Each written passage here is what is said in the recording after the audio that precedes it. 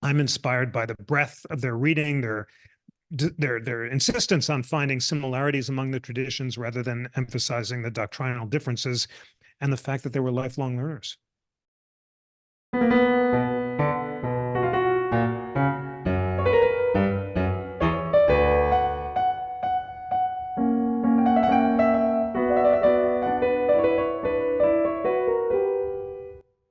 How did the classics inspire the founding fathers? Were they truly virtuous? And how can we hope to cultivate more virtue ourselves? Hello, my name is Anya Leonard, founder and director of Classical Wisdom. You are listening to Classical Wisdom Speaks, a podcast dedicated to bringing ancient wisdom to modern minds. Today's Classical Wisdom Speaks podcast is with Jeffery Rosen, an American legal scholar who serves as the president and CEO of the National Constitution Center in Philadelphia. He has written frequently about the U.S. Supreme Court and is author of several books, including his most recent, The Pursuit of Happiness: How Classical Writers on Virtue Inspired the Lives of the Founders and Defined America. But before we begin, a quick reminder to please check out classicalwisdom.com to sign up for our free newsletter or become a member and help support the classics. Now, on to the extremely important phrase, the pursuit of happiness. Well, Jeffery, thank you so much for joining me today. I saw your book, The Pursuit of Happiness: How Classical Writers on Virtue Inspired the Lives of the Founders and Defined America, and thought, well, we definitely have to have you on to discuss the classics and their relevance in the founding fathers. So thank you for being here. It's wonderful to be here. Now, I think the title of it is just the perfect place to start, The Pursuit of Happiness. And I'd love to kind of delve into a bit more about this phrase. You know, some of our readers and listeners might be a bit more familiar than perhaps the average person, but I think it's so important and so fundamental that even if they are familiar, a recap is critical and enjoyable. So where does the phrase come from, essentially? Sorry.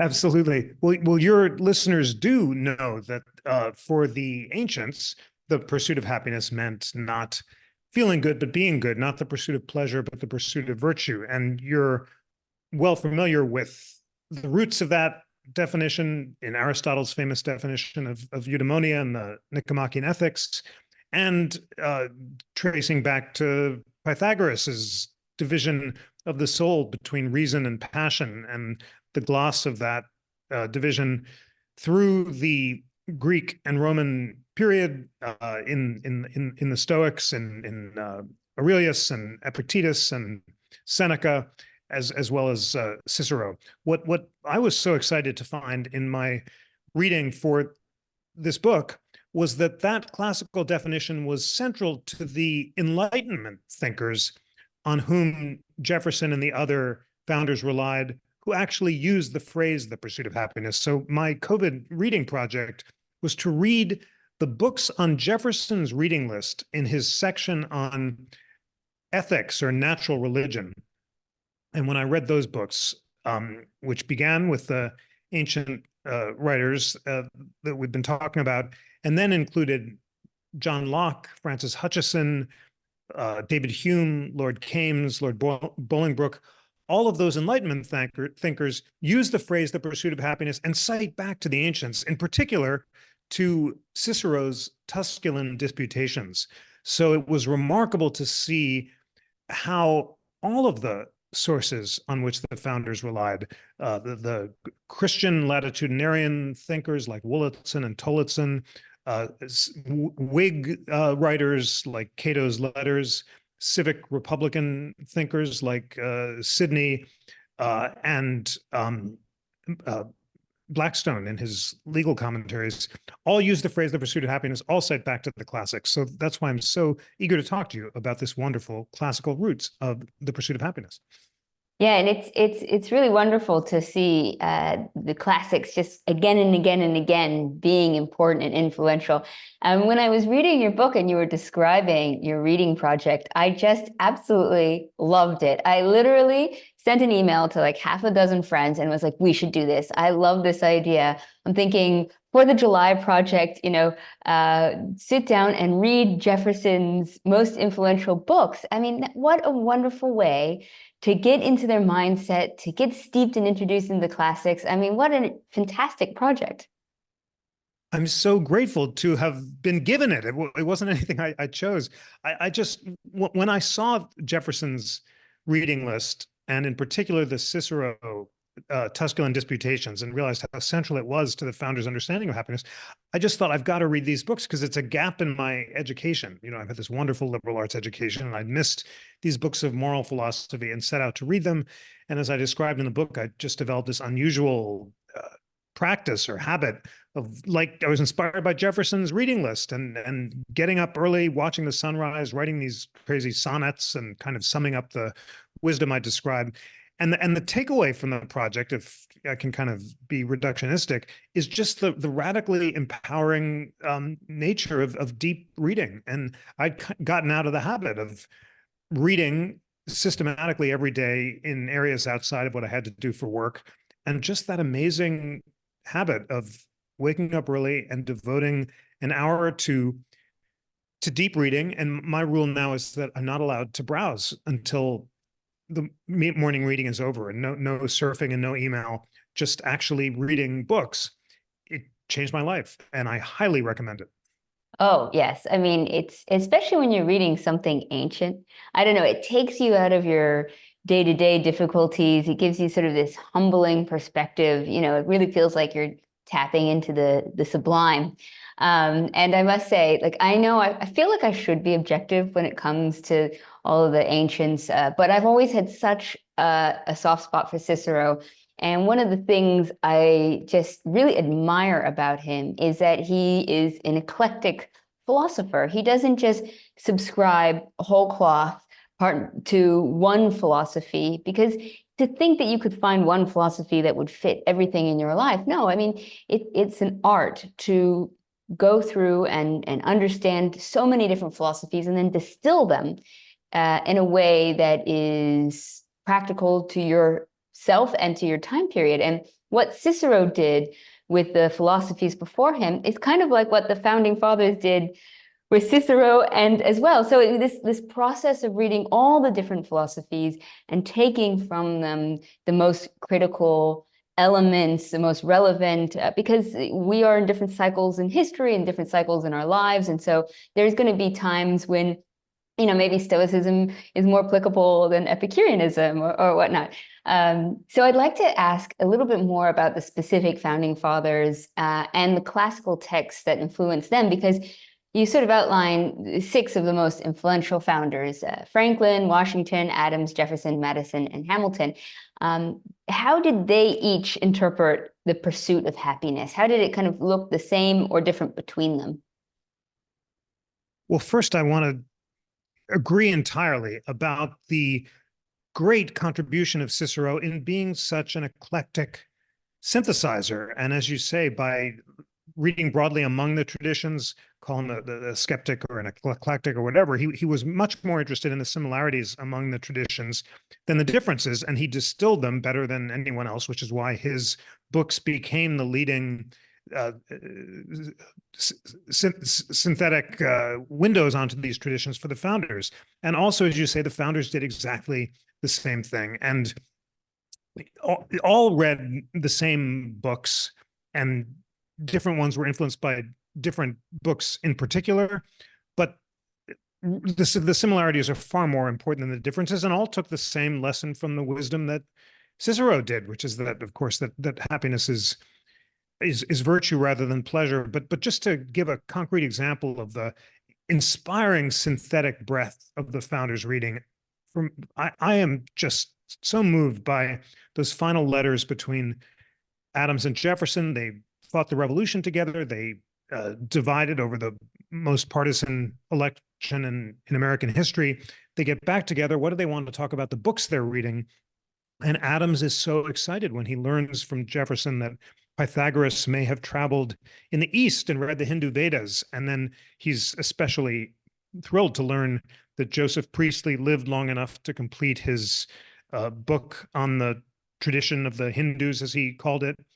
and thinks that this will show the connections among the traditions of the East and West, in particular, the connections between the Gita and the Stoics and the ancients, in emphasizing that we are what we think and life shaped by the mind, and we should focus on controlling our own thoughts and actions rather than the being attached to external events. And then Jefferson's response is similarly eclectic and broad-minded, having begun his journey as a skeptic in the Ciceronian traditions and copied excerpts from the Tusculan disputations when his dad died and he was trying to console himself. Jefferson, at the end of his long life, says, I have concluded that I'm an Epicurean. And by that he means not pleasure seeking, which is a libel on Epicurus by the Stoics, but the rational contraction of desires so that we can meet them. For just as much as the reading schedules that Jefferson and Adams maintained until their old age, I'm inspired by the breadth of their reading, their insistence on finding similarities among the traditions rather than emphasizing the doctrinal differences, and the fact that they were lifelong learners. I know it's wonderful, that kind of dedication to understanding and to virtue and truth and the pursuit of it. And that's something I tell people all the time when they ask, why should we study the classics? Why is it relevant now? And I keep reminding people that really up until the 19th century, you could not be considered an educated person without knowledge of the classics. So it's so infused in the philosophy, in the literature, in the political theories and psychology and art and, well, just about everything. So it's kind of essential. It's so true. And as you say, suffused in culture in the 19th and even early 20th centuries. And I was just so struck to find that people like Frederick Douglass and Abraham Lincoln, who didn't have the privilege of a formal university classical education, got this wisdom in popular readers like the McGuffey Reader, or in Douglass's case, the Columbian Orator, this golden book that he paid for with bread on the streets of Baltimore after having also paid with bread for boys to teach him how to read, and which had excerpts from the classics, from Cicero and Seneca and Aurelius, as well as excerpts from Franklin and dialogues on slavery. And it was this wisdom that inspired him to become the greatest abolitionist and freedom fighter of his time. And the same books were excerpted as the standard middle school, high school, and even law school curriculum. I found a 19th century law school casebook that just had excerpts from the classic. So it's very important to emphasize how absolutely central this was to popular culture and American education all the way into the early 20th century. It was not the exclusive provenance of elites. It was available to everyone, and it defined what it was to be an American. I know that at one point, didn't they even contemplate making the national language ancient Greek, when the founding fathers were discussing amongst themselves that Greek would have been a possibility that was offered as the language franca, so to speak. That's wonderful. I didn't know that, although I did, of course, have a sense that when they were debating what the seal of the United States should be, Jefferson wants Hingza and Horsa and all these Saxon kings who he thought were the source of liberty. And Franklin wants Moses crossing the Red Sea. And Adams prefers the myth of Hercules. And he would have these dreams and also nightmares of the famous print, The Choice of Hercules Between Virtue and Vice, that for him was the essence of happiness. But then his wife, Abigail, convinced him that it was just too complicated for a seal, and he mercifully abandoned the project. But it's really striking that all of these proposals were all rooted in the classics. Now, one thing I always think is important when talking about great figures, from the founding fathers all the way back to the ancients themselves, is that they are not perfect by any stretch of the imagination. We should take them down from pedestals from time to time and carefully examine and critique them. And this is what the founding fathers would have done with the classics, the ancients as well. So I think it's part of a long tradition of having a conversation rather than just fully accepting somebody as some sort of perfect or divine person from history. So we know that, for instance, that the founding fathers did not fulfill all of the virtuous abilities themselves. I mean, they did fall short even in their own estimation, but I know you mentioned that chastity being one that was sometimes ignored. But also, I mean, we have the issue of, I mean, profound issue of enslavement. So how does that fit? How does the pursuit of virtue and happiness fit with the enslavement of African Americans at that time? It doesn't. And the striking realization when you read the primary text is the founders didn't even try to justify it. Even the enslavers from Virginia recognized the profound hypocrisy of professing an adherence to virtue on the one hand and owning slaves. And I found that really striking quotation from Patrick Henry after he gives the "Give me liberty or give me death" speech, quoting Cato's letters. He and Addison's Cato, Henry says, "Is it not amazing that I myself, who believe that slavery violates natural law, myself own slaves? I will not justify it. I won't attempt to. It's simple avarice. I can't do with the inconvenience of living without them." And that moment of self awareness and candor and honesty, that I'm just too greedy to give up the lifestyle, even though I know that it's wrong and only made possible by enslavement, was a realization that other enslavers in moments of candor also made. And even Jefferson, who had a capacity for self-justification greater than all the others, would accuse South Carolina and Georgia of avarice or greed and not being willing to give up the international slave trade for another 2 decades because they wanted to import more human beings after Virginia and other enslavers didn't need to anymore. And Jefferson, who's constantly calling for the end of slavery at some point in the distant future, which is always receding into the horizon, recognizes on some level that it's his own avarice and greed that makes him addicted to this lifestyle at Monticello, which he constructs as a Palladian fantasy of a Roman villa, but is only made possible through not only enslavement, but the service in bondage of his own children by Sally Hemings. It's not in any way exculpatory of the hypocrisy and sin of slavery, but it is striking that far from justifying this hypocrisy, the enslavers themselves recognized it. Yeah, it's heartbreaking to think that you want better of them, you know. But I suppose it's just very difficult to ever excuse that, you know. So that's always a big problem I think people have when trying to have this conversation about the founding fathers, about virtue. But I think it's still always worthwhile to see all the spectrum of it.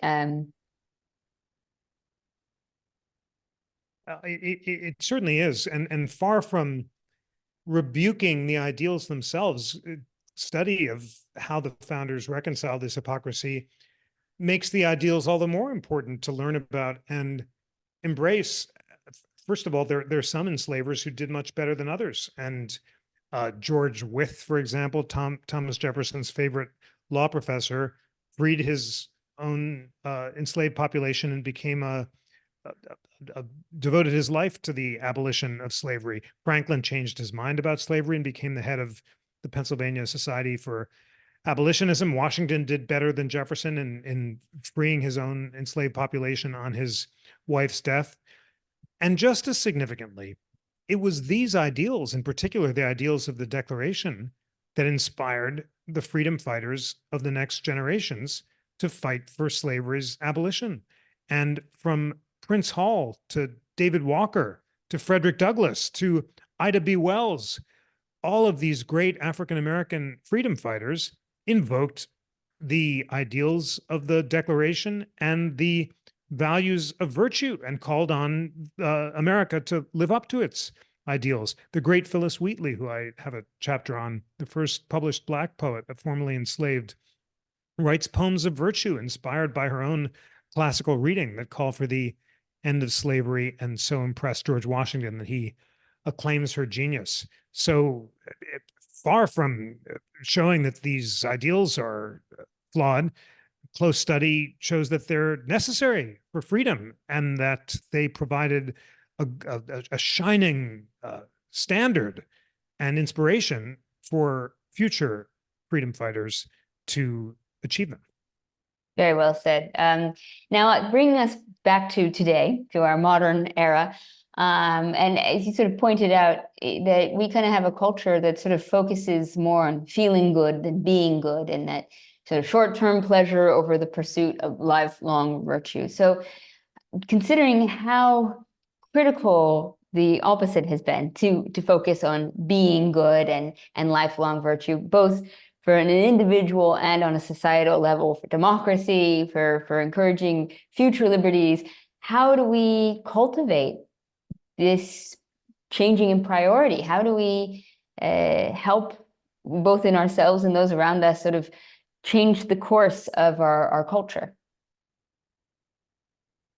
Well, I'll just speak for myself because that's the best place to begin. I mean, when I was in college in the 1980s, I remember yearning for guidance about how to lead a purpose-driven life by reason and reflection and not revelation or blind faith or sectarian authority.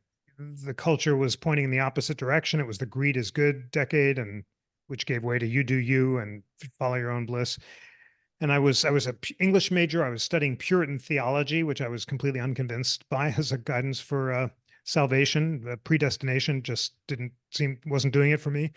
And I wanted some kind of answer. And what I didn't realize, because the answer was hiding in plain sight, is that this golden literature, these beautiful books of ancient moral philosophy, provided guidance about how to lead a purpose-driven life and provided an alternative to the hedonism and materialism that were celebrated by pop culture. For me, it just was a personal reading journey. I'd been reading in the wisdom traditions, including the Hebrew Bible, the New Testament, the Bhagavad Gita, the Dhammapada, the great Eastern and Western wisdom traditions.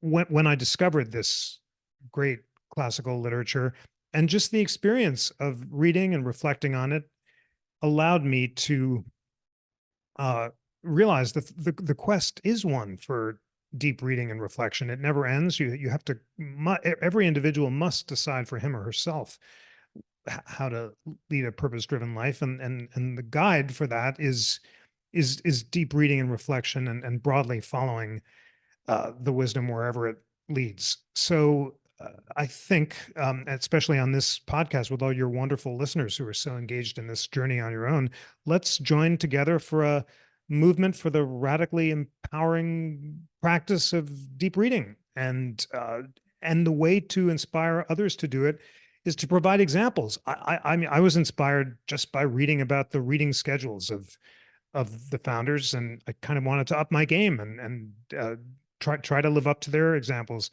And then once you start, you can share it with others, and other people are inspired to do it too. So this kind of virtuous lifelong learning can be infectious when you can kind of share the examples, and that's why I've become something of a classical evangelist for the liberating power of deep reading, and hope that all listeners will join me in this crusade. I love it. I love it. Can I be the first to join? No, I think deep Please, reading, welcome. deep reading is wonderful, and it's hard to do. We have so many distractions. I mean, you have to just put your phone and things in another room. I mean, you have to carve out the time. You have to be dedicated. But it's amazing how you feel. I mean, you can genuinely feel your brain working differently. And when you go through the doom scrolls, likewise, you can feel it degenerate. I mean, it's happening quickly, like in front of our eyes, in either direction. It's palpable. So I want to ask, to encourage this great deep reading, some of the books we should start off our classics founding fathers reading challenge with. Well, first of all, I want to say you're exactly right. It's a feeling, and that feeling of alignment and learning and growing and focus. So different from the feeling of kind of self-reproach I feel when I browse and scroll, which of course I do most of the day, is palpable, as you say. And all it takes is the self-discipline to do it. Just do it. Just set aside whatever you like, an hour, a half hour, 2 hours, often at a fixed time of day. That really helps. And then just turn the darn device off. And that's all we need, because all the books in the world are now online. And it just blows my mind that I was able to write this entire book lying on my couch at home. All of the books of the world are free, or pennies online. All we need is the discipline and the habit to do it. So which books to read? Well, first of all, this great podcast listenership is so steeped in these classics already, and you may well have your own journey, and there's no reason to start as I did with Jefferson. I thought that was a good place to start, just because I hadn't read these books, and just here at Jefferson's top 10 again: Locke's Conduct of Understanding, In Search of Truth; Xenophon's Memoirs of Socrates, translated by Sarah Fielding. Jefferson gives the translations. Epictetus, translated by Elizabeth Carter, both women, importantly. Marcus Aurelius, translated by Collins. Seneca, translated by Roger Lestrange. Cicero's Offices by Guthrie. Cicero's Tusculan Questions. Lord Bolingbroke's Philosophical Works. Hume's Essays, and Lord Kames's Natural Religion. But that's just the natural religion section of Jefferson's reading list. There are vast sections on literature and novels. He loves Lawrence Sterne.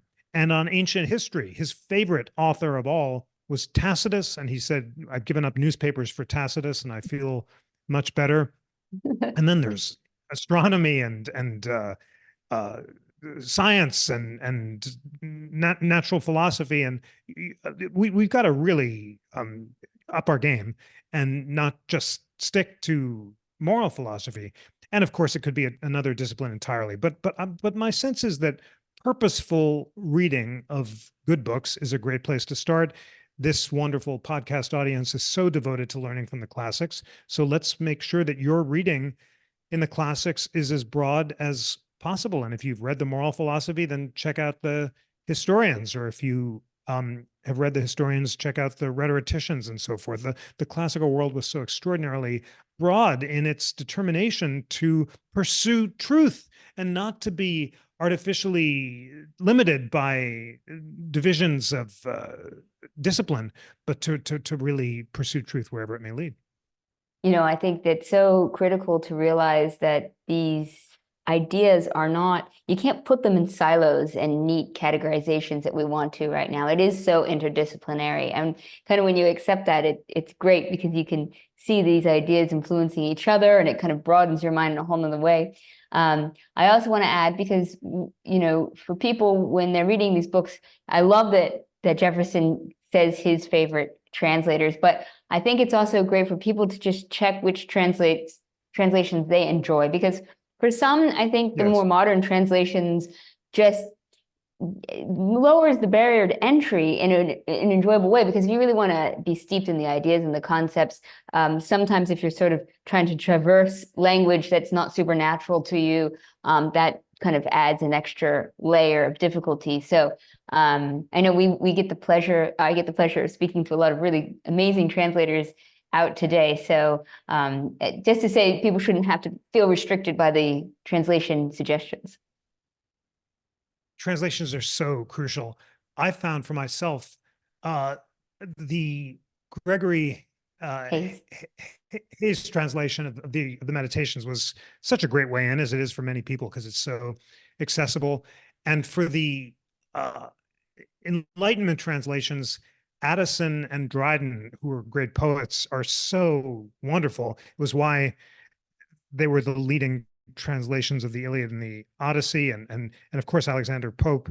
And you really do have to be careful with the translations.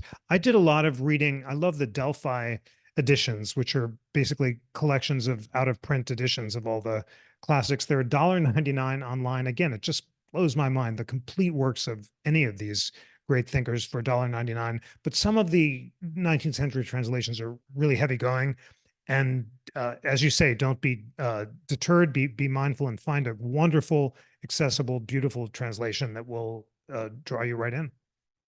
Now, I want to finish up because you've already been very generous with your time, but a little bit about you, because I think it's really interesting. You know, you're the president and CEO of the National Constitution Center in Philadelphia, and I feel like that will give you a very interesting insight from the perspective of America's early days and its foundation and the Constitution itself. So, to kind of bring us to our modern era with this sort of newfound perspective of the classics, why is understanding and studying the Constitution important today? I'm struck by how urgently important the founders themselves thought it was to study the principles of the Declaration and the Constitution and the classics that inspired them. Maybe the most urgent expression of this important need was John Quincy Adams, a great classicist, Boylston professor of rhetoric and the classics at Harvard. I recently came across a speech he gave on the Jubilee of the Constitution in 1839. And this is the 50th anniversary of George Washington's inauguration. And Quincy Adams says that future generations will be blessed or cursed based on their adherence to or departure from the principles of the Declaration of Independence, practically interwoven in the constitutions of the United States. And here are John Quincy Adams's words. Lay up these principles then in your hearts and in your souls. Bind them for signs upon your hands, that they may be as frontlets between your eyes. Teach them to your children, speaking of them when sitting in your houses, when walking by the way, when lying down and when rising up. Write them upon the doorplates of your houses and upon your gates. Cling to them as to the issues of life. Adhere to them as to the cords of your eternal salvation. Wow. So that's how important it is for us to study the principles of the Declaration and the Constitution, which in the eyes of Quincy Adams and the founding generation and subsequent generations were inextricably tied to the classic principles that inspire them. And the most important of those classical principles was that the pursuit of happiness is the pursuit of virtue, that self-mastery is the secret of private and public happiness, and that without moderation of our unreasonable passions through our powers of reason, we will find it impossible to achieve the tranquility of mind on which the future of liberty and democracy depends. Very well said. I mean, that is what, who was it? It said, without virtue, man can have no happiness. This is the a version of the Cicero quotation that inspired Franklin. Absolutely. Exactly. So I think, thank you so much, Jeffrey. That's a wonderful place for us to conclude. I hope everybody enjoyed learning a bit more about the Founding Fathers. And please check out your book, The Pursuit of Happiness, How Classical Writers on Virtue Inspired the Lives of the Founding Founders and Defined America. And we will also put down our reading challenge because I love this idea. And I hope we can inspire a whole nother level of dedication to understanding history and virtue, and for ourselves and for each other. Hear, hear. Thank you so much. Wonderful conversation. Really appreciate it.